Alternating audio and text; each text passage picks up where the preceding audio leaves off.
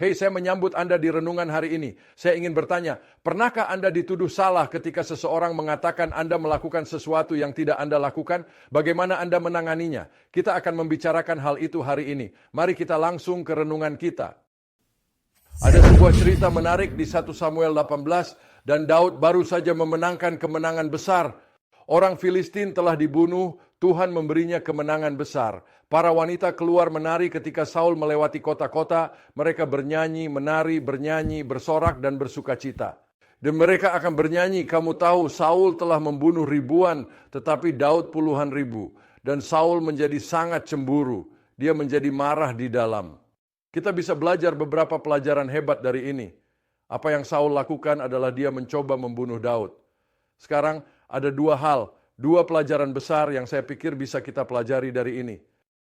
Ya, pertama-tama kecemburuan itu sebenarnya sangat mematikan. Dengar, kita tidak perlu membanding-bandingkan diri kita dengan orang lain. Benar-benar.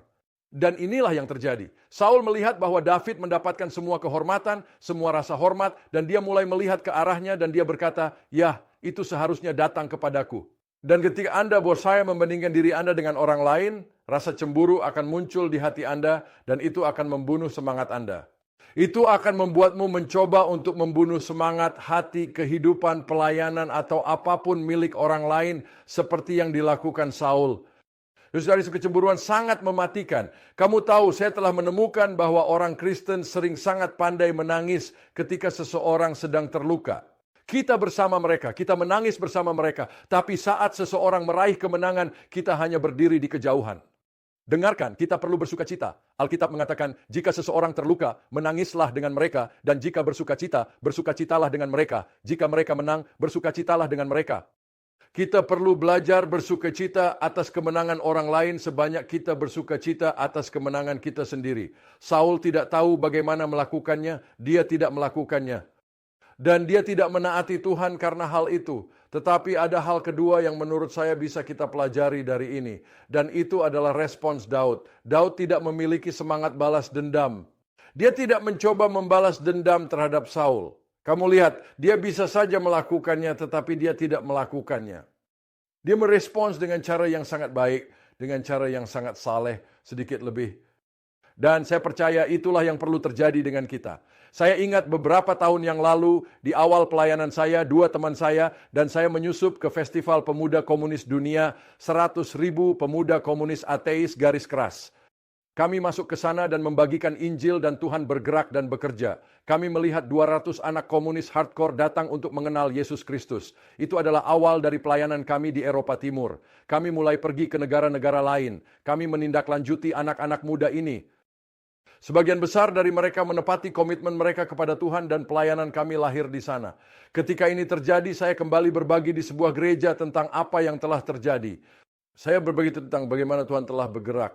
Saya menceritakan semua hal yang telah terjadi. Seminggu kemudian saya berada dalam pertemuan doa. Dan dalam pertemuan doa, seseorang berkata kepada saya, Sammy, kamu melebih-lebihkan. Saya sangat terpukul. Saya menangis dan berkata, saya sangat menyesal. Saya tidak bermaksud melebih-lebihkan. Kemudian saya harus terbang ke suatu tempat setelah pertemuan doa untuk berbicara di kota lain. Ketika saya naik pesawat, saya mulai berpikir, tunggu sebentar. Saya hanya menceritakan kejadian. Saya berkata, mungkin saya melakukannya. Mungkin saya bicara. Saya mendapatkan salinan pesan yang saya ucapkan. Dulu kaset. Saya mendapatkan salinan kaset tersebut. Salah satu dari kami, Fred Starkweather, mencatat teliti tiap hari. Dia akan menulis semua kejadian. Saya membandingkan catatannya dengan apa yang saya katakan. Saya menyadari, saya tidak melebih-lebihkan. Saya hanya menceritakan apa yang terjadi. Dan saya menyadari sesuatu. Orang ini cemburu dengan apa yang telah terjadi. Dia cemburu bahwa Tuhan telah bekerja dan bergerak. Dan pada saat itu saya harus membuat keputusan yang sangat besar dan sangat penting. Bagaimana saya akan menanggapi kecemburuannya. Tuhan benar-benar berurusan dengan saya. Saya berjuang. Tuhan berkata, kamu harus merespons dengan kemurahan hati, dengan kejujuran. Dan jadi saya kembali ke orang ini. Saya berkata, dengar, saya perlu memberitahumu sesuatu. Saya berkata pertama-tama, saya tidak melebih-lebihkan. Dan saya menunjukkan catatannya. Dan saya berkata, ini rekamannya. semuanya cocok. Semua yang saya katakan adalah apa yang terjadi. Saya ingin Anda tahu. Saya hanya ingin Anda tahu bahwa saya mencintaimu. Saya masih menghormatimu. Saya masih melihatmu sebagai teman dan saudara dalam Kristus. Saya memiliki percakapan yang baik. Dia berkata, maaf, saya tidak bermaksud melakukan itu. Saya berkata, tidak masalah. Tapi saya tahu penting saya mengatakan yang sebenarnya, saya berbagi kebenaran tentang apa yang telah terjadi. Saya tidak membiarkan ini berlanjut dan merusak karakter saya.